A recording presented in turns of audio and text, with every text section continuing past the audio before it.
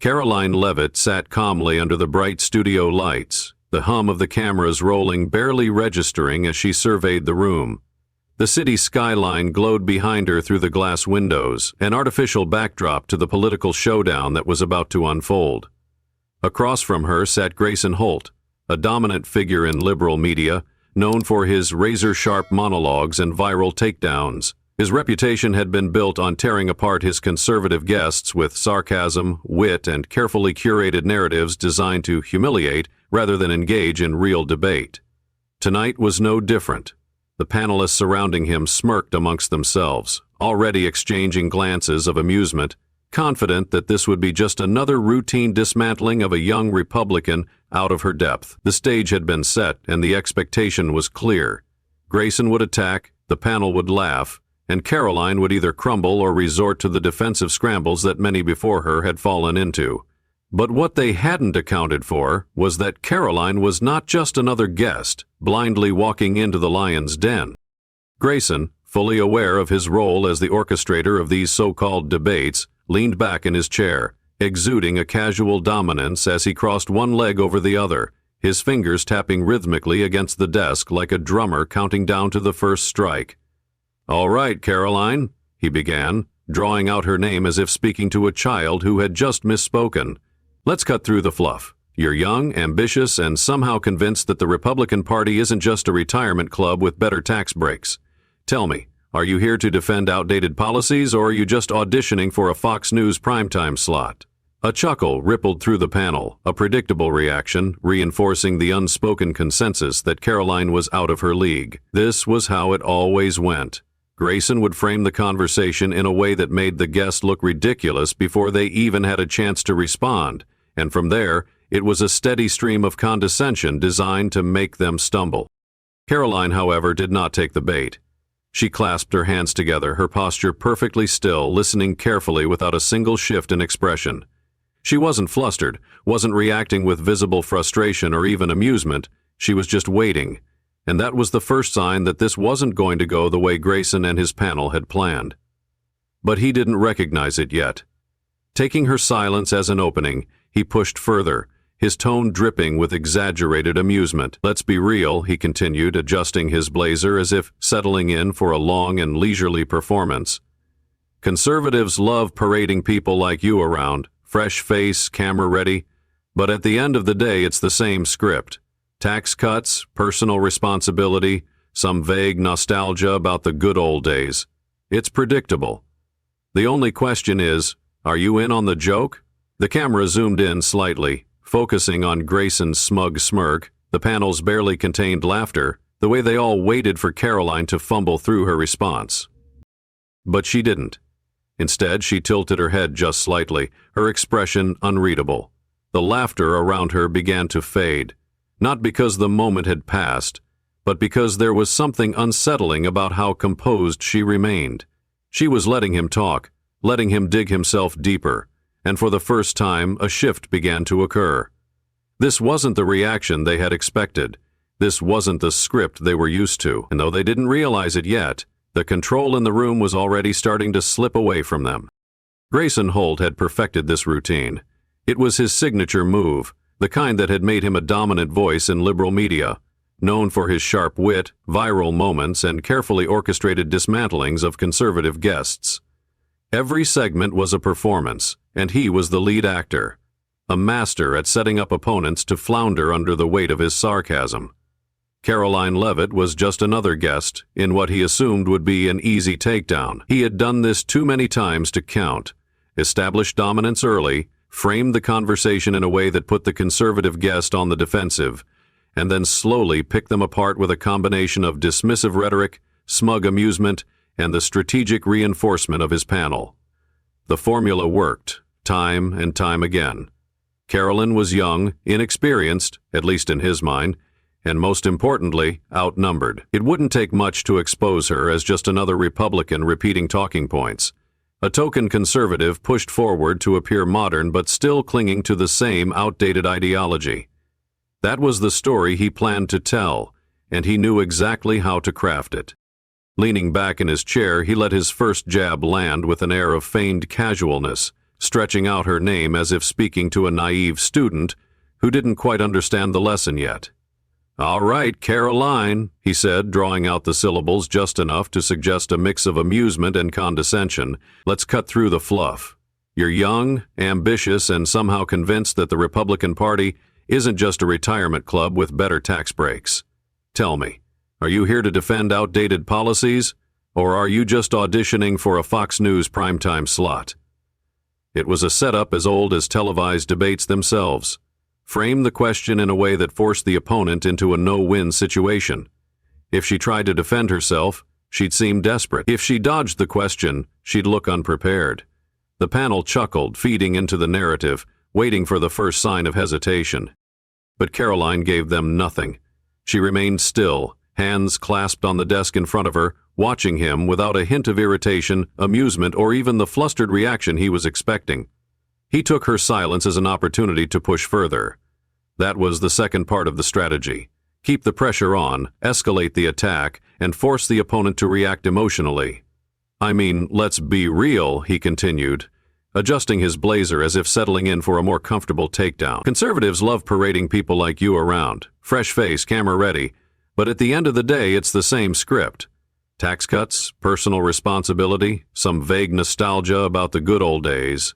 It's predictable. The only question is, are you in on the joke?" He smirked, his tone oozing with the confidence of someone who had already decided the outcome of the conversation. The panelists nodded in agreement, some outright laughing, reinforcing the idea that this was all a game, one where Karoline was simply playing a role she didn't even understand. The camera zoomed in, capturing Grayson's relaxed posture, the panel's amusement, and Karoline's measured stillness. She still hadn't spoken, and that was starting to unsettle him, though he wouldn't admit it. To an outsider, it might have looked like she was caught off guard, unsure of how to respond. But Grayson had been doing this long enough to recognize a shift in control, even if he wasn't quite ready to accept it yet, so he pushed again. He leaned in slightly, lowering his voice just enough to create the illusion of sincerity while sharpening the edge of his attack. "You know, Karoline," he said, dragging out her name again, "I have to admire your confidence. It takes real dedication to be part of a party that, let's be honest, would rather see women stay in the kitchen than in Congress." The laughter from the panel was immediate and louder this time, a clean hit that they all recognized as a moment that would make for perfect soundbites. Even the camera crew chuckled, the studio now fully in on the joke. Grayson studied her face for any sign of reaction. A flinch, a frown, a tightening of her jaw. But there was nothing. That should have been his first warning. He didn't pause, though. He was too deep into his routine to recognize that the usual formula wasn't landing the way it normally did. "And, I have to ask," he continued, feigning curiosity, "do you actually believe what you say, or is this just a long-term grift? You know, say the right things, keep the donors happy, maybe land a cushy gig as a pundit when this all falls apart?" One of the panelists, sensing an opening, jumped in with a smirk. "Let's not forget the GOP playbook," she added. "Find someone young, marketable, and willing to repeat the same tired policies in a fresh package. Honestly, Karoline, do you ever feel like they're just using you?"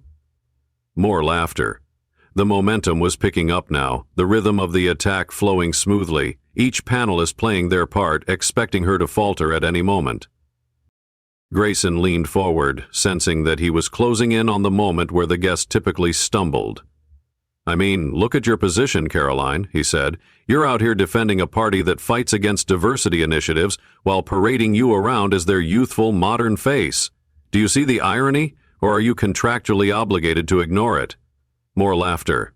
One of the panelists added, "Come on, Grayson, don't be mean. Maybe she actually believes all this." Another round of chuckles. This was the moment where normally the conservative guest would start scrambling. They'd start explaining, justifying, looking for a way to get through the barrage without losing too much ground. Grayson could feel the audience waiting for it, the cameras anticipating the look of hesitation that would confirm the expected narrative.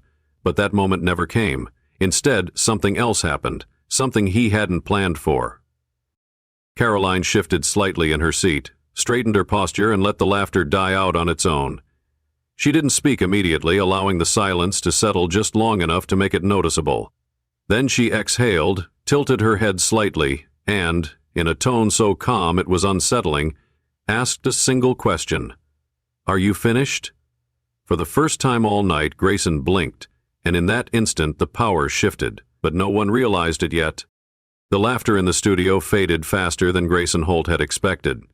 He had anticipated the usual reaction, a defensive scramble, a desperate attempt at damage control, maybe even an emotional outburst that he could use to further dismantle his guest. That was the predictable cycle. Yet, as the last chuckles died down and the panelists exchanged amused glances, Karoline Leavitt remained perfectly still. She didn't shift in her seat, didn't frown or smirk or roll her eyes. She simply watched. The silence stretched just long enough to make the room uneasy. Then she tilted her head slightly and, in a voice that was calm, controlled, and unnervingly measured, asked, "Are you finished?" The words landed like a sudden shift in temperature, subtle but undeniable. The panel, so full of confidence seconds earlier, felt the change before they could fully process it. The control that had seemed so firmly in Grayson's hands was beginning to slip, though he didn't yet realize why.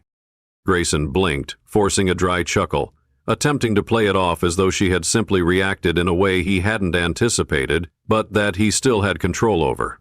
"Oh, Karoline, don't get all dramatic," he said, shaking his head, his voice still laced with condescension, but the ease in his tone was gone. It was too quick, too forced, like a comedian stumbling through a joke that didn't land. "It's just—" "No, really?" Karoline cut in smoothly, still impossibly calm.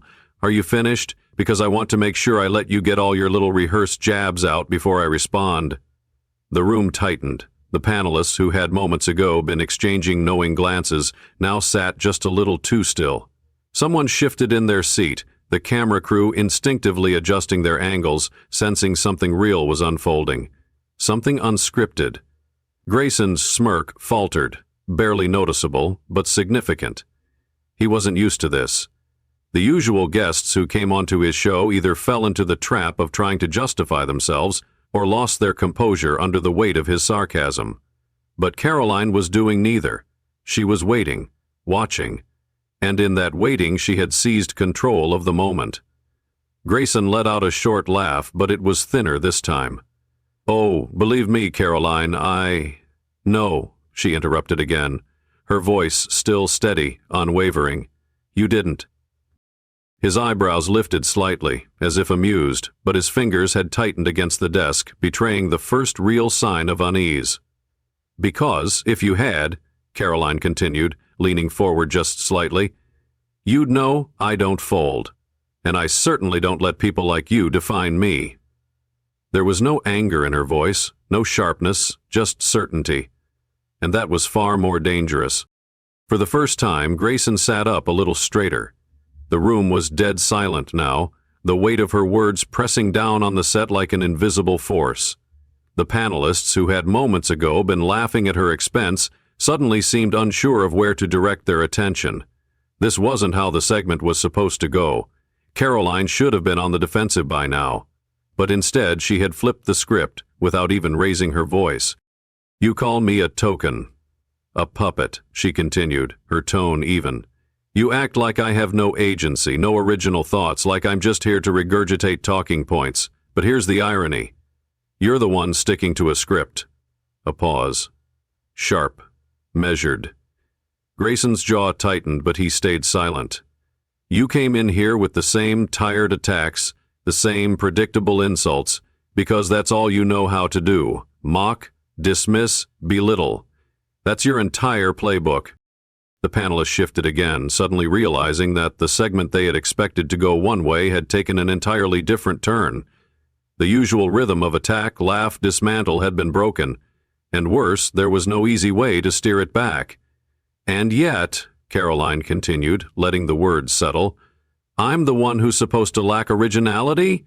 It was then that Grayson's usual confidence flickered for the first time. He wasn't speechless, not yet, but he was searching for an angle, a way to reassert control. Karoline, however, didn't give him the space to find one. "You sit here," she said, voice still impossibly composed, and act like you care about women having a voice. But the second one speaks up in a way that doesn't fit your narrative, you mock her. You act like you care about young people being engaged in politics, but if they're not reading straight from your script, you try to discredit them. You talk about progress, but the second someone challenges you, you fall right back into the same condescending routine. She leaned back then, finally allowing a small smile to surface. Not forced, not defensive, but something even more unsettling to Grayson. A smile that told him she was enjoying this now. "You don't want a conversation, Grayson," she concluded, shaking her head lightly. "You want a punching bag, and I'm not here to be one." For the first time in his career, Grayson Holt had nothing to say. The weight of the silence was almost unbearable. The studio, which had been alive with smug energy minutes earlier, was now locked in an awkward stillness. The camera crew, instinctively drawn to the tension, zoomed in on his face, capturing what everyone watching at home would soon be talking about. The rarest thing in live television. Actual silence. He blinked, forcing another chuckle, but it was different now. Weak. "Wow, Karoline," he finally muttered. "That was quite the little speech. Did you practice that in the mirror this morning?" It was a desperate attempt to claw back control, but it didn't work. The panelists who had been so quick to laugh earlier were no longer laughing. One of them cleared their throat, looking toward the cameras as if silently asking, "Are we still live?" And then, in a move that would later be dissected by media analysts for days, the show abruptly cut to commercial. Not because it was planned. Not because the segment had naturally wrapped up, but because someone, somewhere in the control room, panicked, and in that moment, the power dynamic had shifted completely. The moment the show cut to commercial, everyone watching knew something had gone terribly wrong, not for Karoline Leavitt, but for Grayson Holt. This was not how it was supposed to go. He had set up the conversation with every advantage in his favor: a sympathetic panel, an audience conditioned to laugh at his punchlines, and years of experience steamrolling conservative guests who struggled to find their footing in his domain. And yet here he was, staring at a woman half his age who had just turned his own strategy against him without raising her voice or losing her composure. The silence in the studio had been deafening, more damning than any shouted debate or heated exchange. It was the silence of a man who had been outmaneuvered and had no idea how to recover. And now, as the show returned from its abrupt commercial break, he had to face the reality that the dynamic had shifted permanently. Karoline didn't need to gloat. She didn't need to raise her voice or play into the expectations that Grayson had tried to force upon her. She had already won the moment by doing something few could pull off. She exposed his entire tactic, not by arguing with him, but by making him irrelevant. He had relied on a script, a playbook designed to make his guests defensive, reactive, scrambling to counteract his barbs, while he sat back and framed himself as the reasonable one. But she had done something far more dangerous to him than fight back. She had refused to play the game at all. When the cameras turned back on, Grayson tried to laugh off what had happened before the break. "Well, Karoline, I have to give it to you," he said, shaking his head with an exaggerated smile. "You sure know how to turn a simple discussion into a dramatic moment. But let's get back to the real conversation, shall we?" It was a desperate attempt to regain footing, to reframe what had just happened as a temporary blip, an insignificant detour from the inevitable outcome. He needed to reassert control, to remind the audience that he was still the one in charge. But Karoline wasn't going to let that happen. "The real conversation?" she asked, tilting her head slightly. "Interesting, because the only thing we've been doing so far is playing your game, Grayson. And I think we both know that didn't go the way you planned." There it was again, that unbearable calmness. It wasn't defiance, it wasn't anger, it was certainty. And that was what made it so effective. He had spent his career tearing people down by getting under their skin, by making them doubt themselves, by forcing them into a position where they had to defend their very right to be there. But Karoline wasn't playing defense. She was taking his entire approach and exposing it as the empty performance it was. "Let's be honest," she continued, folding her hands neatly in front of her. "You weren't interested in a conversation. You never are. What you do is set up your guests to fail. You create a hostile environment where you and your panel get to play judge, jury, and executioner, and then you act surprised when someone refuses to accept that role." Grayson leaned back, arms crossed, but the tension in his jaw betrayed him. He was being forced into the one position he never expected to be in: defensive. The audience, the panelists, even the crew, all of them could feel it. The certainty that he would dominate this exchange had vanished, replaced by something far more uncomfortable: doubt. "You accused me of being a token, a mouthpiece," Karoline continued. "You implied that I don't have real agency, that I'm just here repeating talking points to keep donors happy. But let's talk about who's really relying on a script." She paused, letting the words settle, watching as Grayson tensed, "Because if you had actually done your research, you'd know that I'm not here because someone told me to be. I'm not here to check a box for a party that, according to you, just needs a camera-ready conservative to parade around. I'm here because I believe in what I stand for. And whether you like it or not, that belief isn't something you can mock out of existence." She could see it in his eyes, the growing realization that he had underestimated her, that he had walked into this exchange assuming he would be the one controlling the conversation, only to find himself grasping at weak comebacks while she methodically took apart his argument. He tried to interject, to cut her off before she could push further, but she didn't let him. "You say I'm part of a party that would rather see women in the kitchen than in Congress." "That was a good line, Grayson," she said, her tone sharp but not angry. "Got a good laugh from the panel. But let's take a step back. If you actually cared about women in politics, you wouldn't spend your career mocking the ones you don't agree with. You wouldn't spend your time belittling conservative women while pretending you're a champion of progress. You don't support women in politics, Grayson. You support women who say exactly what you want to hear." The panelists were no longer laughing. Some of them were looking down at their notes, shifting uncomfortably. They had been so sure this was going to be just another easy victory for Grayson, but the energy in the room had changed, and Karoline wasn't done yet. "You say conservatives just recycle the same talking points," she continued, "but I find it funny that you've built your career doing exactly that. Every time someone challenges you, you default to the same routine. Mock them, dismiss them, make a snarky comment, get your panel to laugh, and then move on before they can actually challenge you. But here's the problem with that, Grayson. What happens when someone doesn't just sit back and take it?" She leaned forward slightly, just enough to make her presence impossible to ignore. "You wanted me to play a role tonight. You wanted me to be the young conservative who gets rattled under pressure, who stumbles over her words, who flails trying to defend herself, while you sit back and look amused. But that didn't happen, did it?" She smiled, but it wasn't friendly.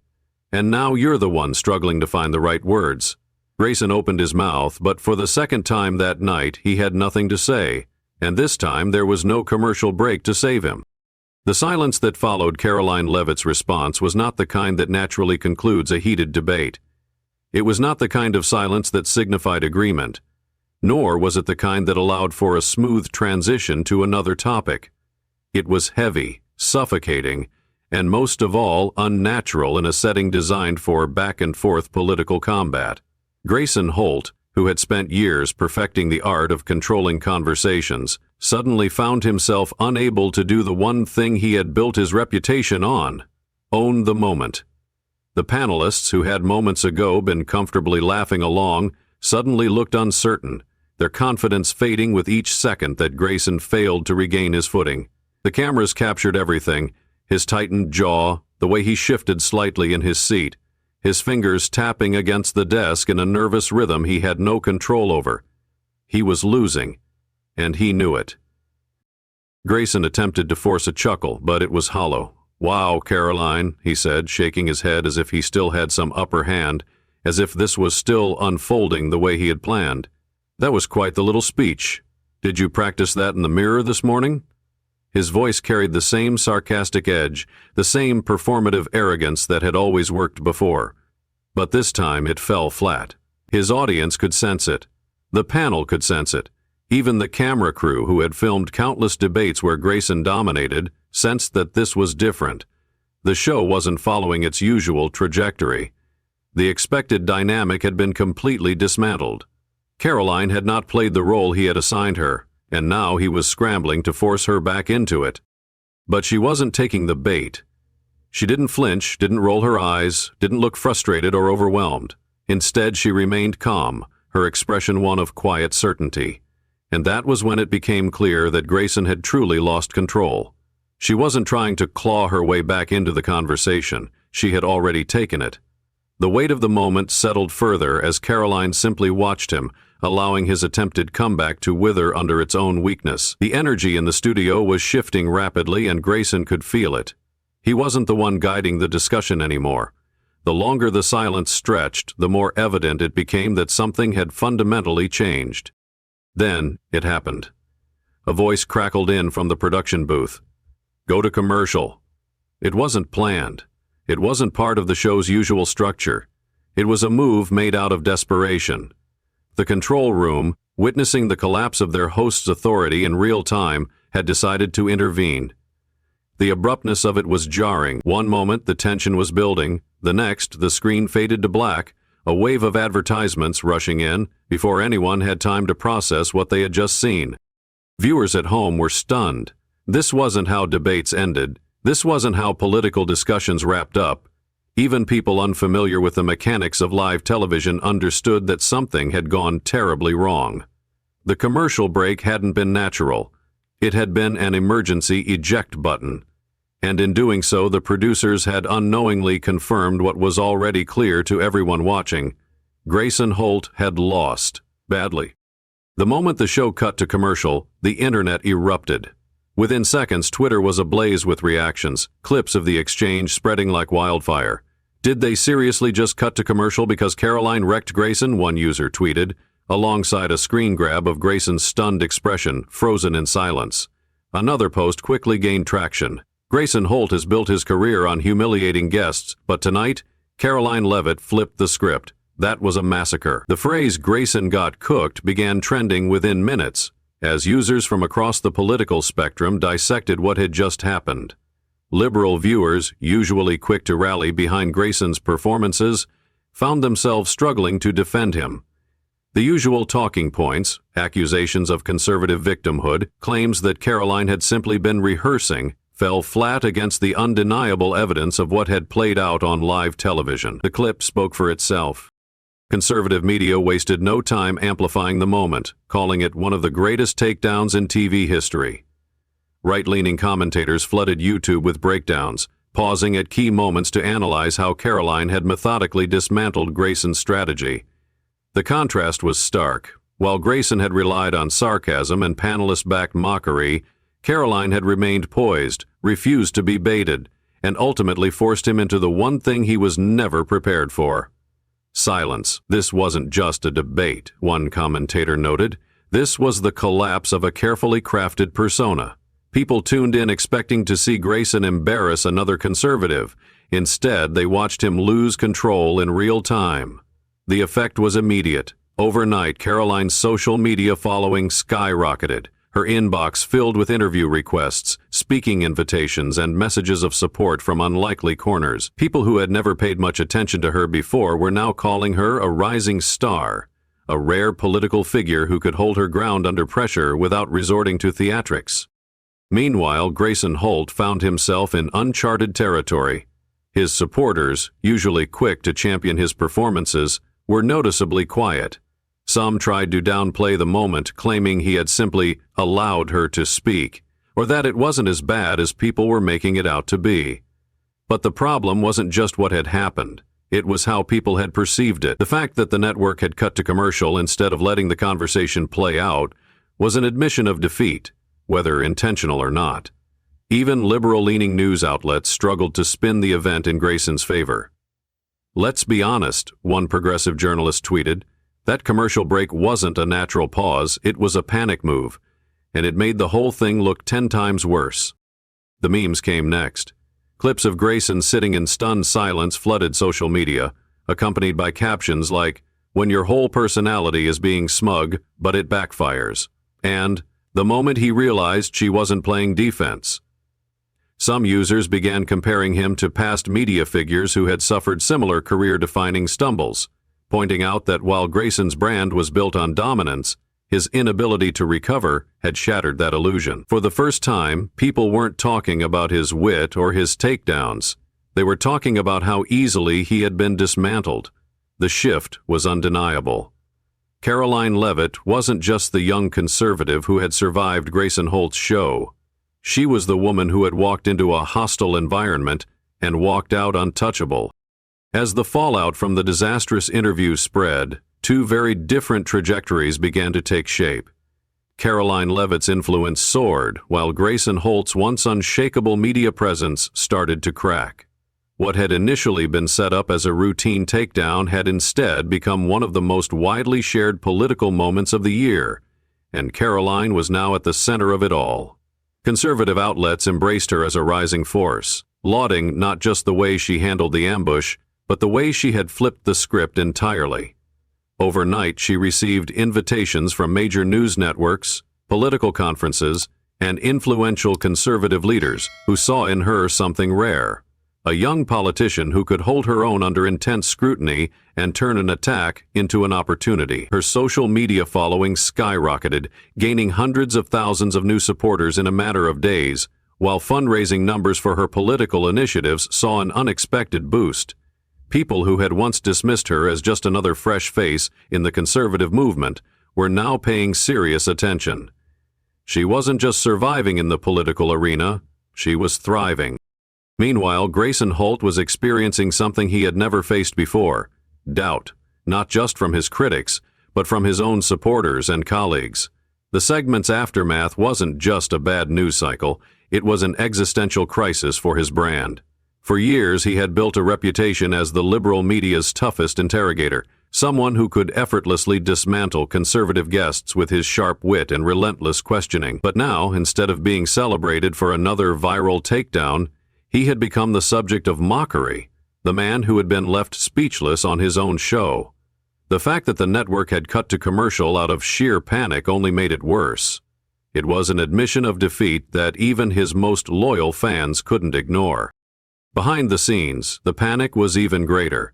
Network executives scheduled an emergency meeting to discuss damage control. Ratings had indeed spiked following the viral moment, but for all the wrong reasons. People weren't tuning in because they admired Grayson's skill. They were watching to see how badly he had fumbled. His credibility was now in question, and producers worried that his show's authority had been permanently compromised. One senior producer, a longtime ally of Grayson, quietly stepped down, a move that insiders interpreted as a direct response to the segment's fallout. Meanwhile, liberal media figures who once backed him began subtly distancing themselves. No one wanted to be associated with a host who had been so thoroughly dismantled. Karoline, however, stayed quiet. She didn't gloat, didn't issue a victory lap, didn't take the bait from reporters asking her to pile on. Instead, she posted a simple message on social media: "Let people say what they want. The truth always speaks for itself." And it did. While Grayson scrambled to salvage his reputation, Karoline had done something far more powerful. She let the moment define itself, and in doing so, she cemented her place as a rising force in American politics. The fallout from Karoline Leavitt's interview wasn't just about one viral moment. It was about something deeper. Something that went beyond the immediate headlines and social media reactions. It was a case study in media control, political strategy, and the power of confidence in the face of adversity. For years, figures like Grayson Holt had thrived on an environment where control was everything. His show, like many others in mainstream political media, operated on a clear power dynamic. The host was the authority, the panelists were the enforcers, and the guest, especially if they were a conservative, was there to be picked apart, mocked, and turned into a cautionary tale for the audience. This formula had worked countless times before, but what happened with Karoline revealed its fundamental weakness. The show wasn't built for real debate, it was built for spectacle. It depended on a guest who played along, who either stumbled or became defensive, reinforcing the narrative that had already been predetermined before the cameras started rolling. But when a guest refused to participate in that script, when they turned the focus back on the host, the illusion fell apart. And that was what made Karoline's moment so powerful. She didn't out-yell Grayson. She didn't trade insults. She didn't let herself be baited into reacting emotionally. Instead, she stayed calm, controlled the silence, and exposed his tactics for what they were: performative, predictable, and ultimately hollow. By simply refusing to engage on his terms, she forced the audience to see what was really happening. And once they saw it, they couldn't unsee it. This is why the internet's reaction was so visceral, not just because a conservative woman had embarrassed a liberal media figure, but because people recognized a much bigger truth: the emperor had no clothes. Grayson Holt had built his career on dominance, but the moment that dominance was questioned, he had no fallback. He wasn't interested in a genuine exchange of ideas, and when that became clear, his credibility collapsed. The panel, once so eager to laugh along, fell silent. The producers, who had relied on the formula working like it always had, panicked. The control room, realizing that Grayson had nothing left to say, made the ultimate admission of defeat by cutting to commercial. That wasn't just a bad look. It was proof that the entire premise of the show was built on sand.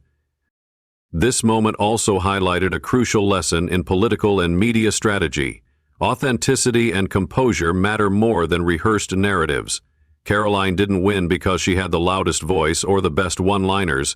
She won because she projected something far more powerful: certainty. People are drawn to confidence that isn't performative, to someone who doesn't need to prove themselves through exaggerated theatrics, but instead lets their presence and clarity of thought do the work. This is why her response, "Are you finished?" hit so hard. It wasn't just a comeback. It was a challenge. It made the audience realize that Grayson wasn't debating, he was reciting lines from a script, and the second that was exposed, his authority crumbled. The broader implications of this moment extend beyond politics. We all encounter versions of this dynamic in our own lives, whether it's in the workplace, in personal relationships, or in public discourse. We all face situations where people try to control the narrative, to define us before we can define ourselves. And in those moments, the instinct is often to fight on their terms, to over-explain, to react emotionally, to play defense. But Karoline's moment on live television revealed a much more effective approach. Don't play the game at all. Stay calm, stay certain. Let the weight of truth do the work. Because when people rely on control to maintain their authority, the moment that control slips, they have nothing left. Grayson Holt's career wasn't over after that night, but it was forever changed. The confidence he had once carried wouldn't hit the same. His audience had seen him struggle, and that kind of exposure doesn't just disappear. Meanwhile, Karoline Leavitt didn't just win a debate, she redefined what political confidence looks like. And in doing so, she turned a moment into a movement. The confrontation between Karoline Leavitt and Grayson Holt was more than just a viral television moment. It carried powerful lessons about resilience, confidence, and the nature of control, lessons that apply not just to politics, but to everyday life. For those who have spent decades navigating personal and professional challenges, the underlying message is clear. True strength lies in composure, not volume. Throughout life, we encounter people who try to define us, dismiss our experiences, or control the narrative around us. It happens in workplaces, social circles, and even within families. Too often, the instinct is to fight back immediately, to explain, to defend, to prove our worth. But as Karoline demonstrated, sometimes the most powerful response is to simply stand firm, let the weight of truth settle, and refuse to play by someone else's rules. For seniors who have seen cycles of change, political shifts, and generational divides, this moment is a reminder that confidence is not about winning arguments, but about holding your ground with certainty.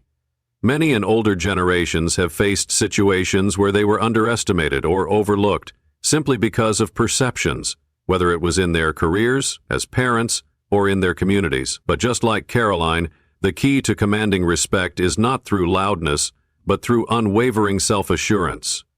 The world often tries to rush people into responding, to force them into uncomfortable situations where they feel pressured to react on someone else's terms. Yet wisdom teaches us that patience and clarity of thought always outweigh momentary emotion. This story also exposes something fundamental about power dynamics. Those who rely on control, whether it's in politics, media, or personal relationships, often fear those who refuse to be manipulated. When someone tries to box you into a corner, whether through ridicule or pressure, the best response isn't always to fight on their terms, but to expose the game itself. People who are secure in themselves, their beliefs, and their values cannot be easily shaken. This is a lesson that carries immense value for all ages, but is especially relevant for those who have spent a lifetime accumulating experience, perspective, and the ability to recognize when someone is simply performing. At its core, this moment was about the power of staying true to oneself. In a world that often rewards theatrics over substance, the ability to remain calm, collected, and certain in one's beliefs is a rare but invaluable strength. And for those who have lived long enough to understand the deeper patterns of human behavior, it is a reminder that sometimes the strongest statement is silence.